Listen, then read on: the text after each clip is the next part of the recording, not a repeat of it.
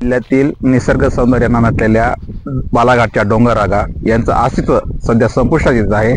कारण अवैध गौण खनिज भूमाफिया जे आहेत त्यांचा मोठ्या प्रमाणात उपसा सुरू आहे। महसूल व पोलीस प्रशासनाचे अधिकारी यांच्या संगनमतानं हा उपसा सुरू आहे। कारण बहुतांश अवैध गौण खनिज वाहतूक करणाऱ्या वाहनं जी आहेत ती महसूल व पोलीस प्रशासनाच्या अधिकाऱ्यांच्या नातेवाईकांची आहेत असं बोललं जातं।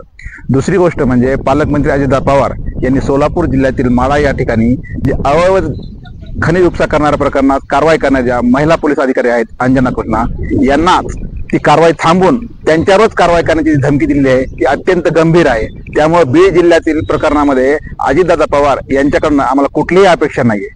पर्यावरण व हवामान बदल मंत्री मान्य पंकजाताई मुंडे यांना आमची अशी विनंती आहे की बीड जिल्ह्यातील डोंगररांगा वाचवण्यासाठी व बीड जिल्हा उजाड होण्यापासून वाचवण्यासाठी त्यांनी पुढाकार घ्यावा आणि संबंधित प्रकरणामध्ये जे अवैध गौण खनिज माफिया जे आहेत त्यांच्यावर कारवाई करण्यात यावी अशी आमची मागणी।